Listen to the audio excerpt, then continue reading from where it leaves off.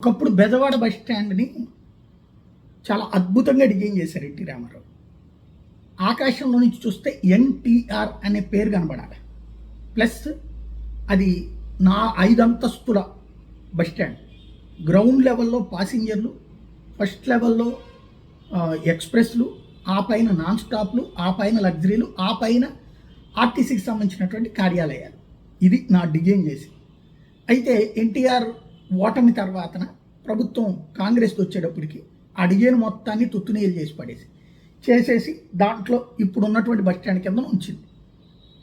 ఒక్కోటి ఉంటుంది, బాగానే ఉంటుంది బస్ స్టాండ్. బట్ ఆనాటి ప్లాన్ ప్రకారం అయితే ఒక అద్భుతమైనటువంటి ఇంటర్నేషనల్ స్టాండర్డ్స్తో కనిపించింది. ఇప్పుడు అట్లాంటి స్టాండర్డ్స్తో తీసుకొచ్చేటటువంటి ప్రయత్నం తిరుపతి దానికి సాధ్యమవుతుంది. శ్రీవారి దర్శనానికి నిత్యం భారీగా తరలి వచ్చే భక్తులకు అనేక వస్తువులు ఒకే చోట లభించేలా తిరుపతిలో ప్రస్తుతం ఉన్న బస్ స్టాండ్ స్థానంలో ఇంట్రా మోడల్ బస్ టెర్మినల్ నిర్మించబోతున్నారట. గ్రౌండ్ ఫ్లోర్లో బస్ స్టాండు, దానిపైన 10 అంతస్తులో హోటళ్లు, రెస్టారెంట్లు, డార్మెటరీలు తదితరాలకు కేటాయించేలా నిర్మాణం చేపట్టిపోతున్నట్టు. ఈ ప్రాజెక్టుకి 500 కోట్లు వ్యయమవుతుందని అంచనా వేస్తున్నారు. ఇందులో ఆర్టీసీ తన స్థలాన్ని కేటాయిస్తున్న కేంద్ర ప్రభుత్వ రంగ సంస్థ national highways logistics management limited కొంత సొమ్ము, మరో ప్రైవేటు గుత్తేదారు సంస్థను ఎంపిక చేసి దాని ద్వారా కొంత డబ్బు వెచ్చించబోతున్నారు. ప్రస్తుతం బస్ స్టాండ్ 13.18 ఎకరాల్లో ఉంది. అందులో 12.19 ఎకరాల్లో ఇంట్రా మోడల్ బస్ టెర్మినల్ నిర్మించబోతున్నారు. ప్రస్తుతం బస్ స్టాండ్కి 3 వైపులా రోడ్లు ఉన్నాయి. కొత్తగా నిర్మించే టెర్మినల్కి మాత్రం 4 వైపులా రోడ్లు ఉండేలా డిజైన్ చేశారు. సెల్లార్లో 2 అంతస్తులు ఉంటాయి. దీన్ని బైకులు, కార్ల పార్కింగ్ కేటాయిస్తారు. గ్రౌండ్ ఫ్లోర్ మొత్తం బస్ స్టాండ్కి కేటాయిస్తారు. 98 ప్లాట్ఫారాలతో భారీ బస్ స్టాండ్ నిర్మిస్తారు. అదనంగా 50 బస్సులు పార్కింగ్ చేశారు. విద్యుత్ బస్సుల ఛార్జింగ్ కూడా వీలుండేలా ఏర్పాటు చేస్తారు. మొదటి 2 అంతస్తులో కొంత ఆర్టీసీ కార్యాలయాలకు కేటాయిస్తే మిగిలిన స్థలాన్ని ఫుడ్ కోర్టులు, దుకాణాలు తదితరాలకు కేటాయిస్తారు. 3వ అంతస్తు కేవలం సర్వీసెస్ కోసం వదిలేస్తారు.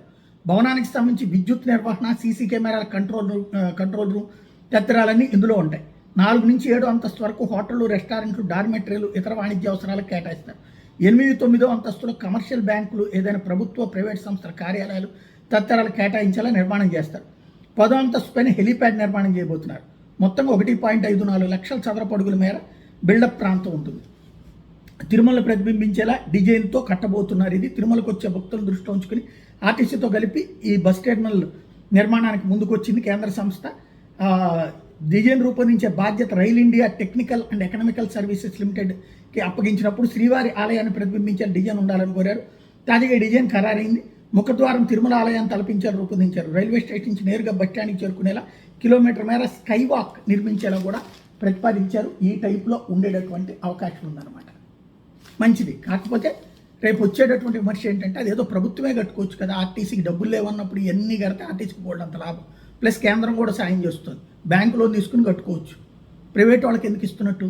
అప్పుడు సొమ్ము ప్రైవేట్ వాడికి పోతుంది, ఆర్టీసీకి అద్దె మిగులుతుంది. ఆర్టీసీ సొమ్ము 13.5 ఎకరాలు తిరుపతి నడి బొడ్డున ఎవరికో ఇచ్చినట్టు అవుతుంది. అది రేపు పొద్దున్న రాబోయేటువంటి రోజుల్లో విమర్శలకు కారణం అవుతుంది.